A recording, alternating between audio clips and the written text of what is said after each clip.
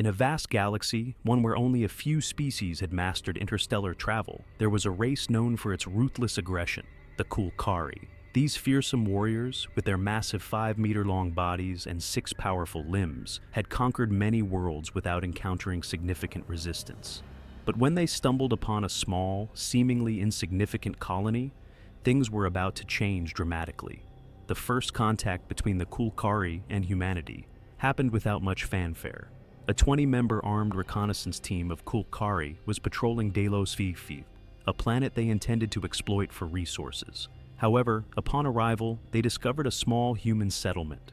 The buildings were modest, just a few structures of metal and concrete, hastily built on arid land.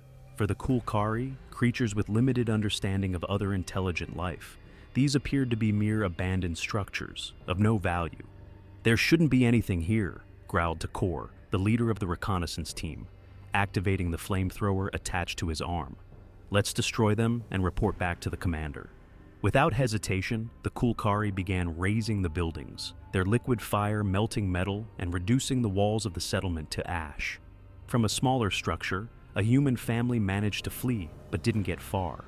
Takor turned his attention to a vehicle speeding away across the plains. He raised his arm, aimed at the vehicle, and with a quick click of the trigger, a laser beam pierced the tires, causing a small explosion. The vehicle flipped over, throwing the family to the ground. Takor approached the smoking wreck. His predator's gaze locked onto the 4 figures sprawled around the vehicle: a man, a woman, and 2 children. Their eyes were wide with fear, trying to hide behind the remnants of their car. "Useless creatures," Takor growled, raising his flamethrower, ready to finish what he had started.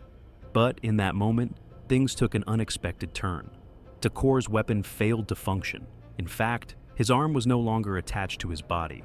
Takor let out a blood-curdling scream, stepping back abruptly. At his feet lay his severed arm, and standing beside it, a tall figure clad in full armor, holding a long, gleaming sword. Behind the visor of the armor were the silent eyes of a human soldier, as lethal as he was calm. The human soldier said nothing. In a split second, he raised his pistol and fired 2 precise shots at the approaching Kulkari. "Who are you?" spat Takor, trying to raise his other armed limb to shoot the human. But before he could pull the trigger, the human vanished. A blur of movement, too fast to track, and Takor collapsed to the ground, his throat cut open. The last image recorded by Takor's helmet was a blur of motion, far too swift for his eyes to process. On the Kulkari warship, hovering in orbit, reconnaissance coordinator Marath watched the final transmissions from the battlefield. The image abruptly cut out as Takor fell to the ground. Though disbelieving what he had just witnessed, a realization began to form. Those seemingly weak and primitive creatures were not what they appeared to be. "Send a full fleet," Marath ordered. "These humans are a greater threat than we anticipated." But at that moment, another transmission came through from one of the surviving reconnaissance members. His voice trembled as he spoke. "Only 3 of us escaped. The humans, those warriors, they're like shadows. They decimated us." Marath sat in heavy silence. Every battle he had planned now seemed much more complicated. Why had these humans intervened to defend the colony when their initial goal was to attack it?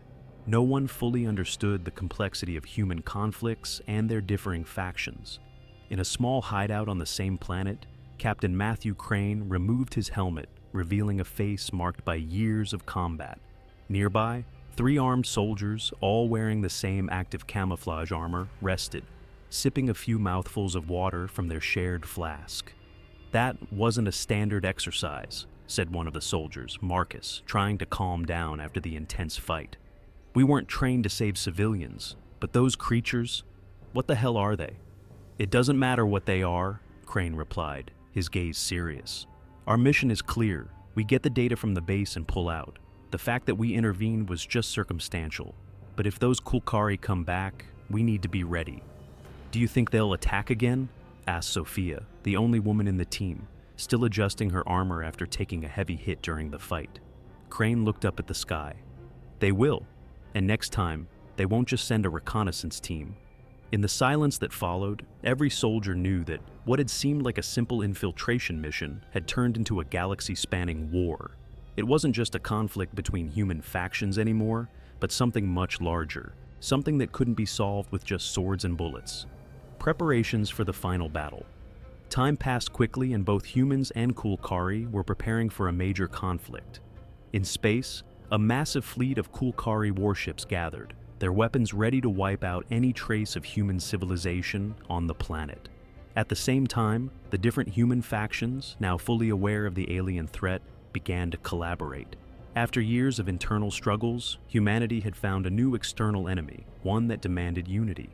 In an underground bunker, Crane met with the leaders of other human factions, all dressed in different uniforms, but all sharing the same goal: survival of their species.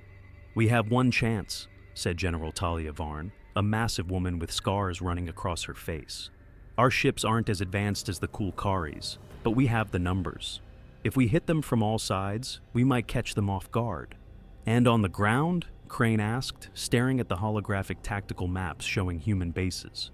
"The Kulkari have a physical advantage. They're twice as big as us and much stronger." "But they're not faster," Sophia interjected, recalling the previous battle.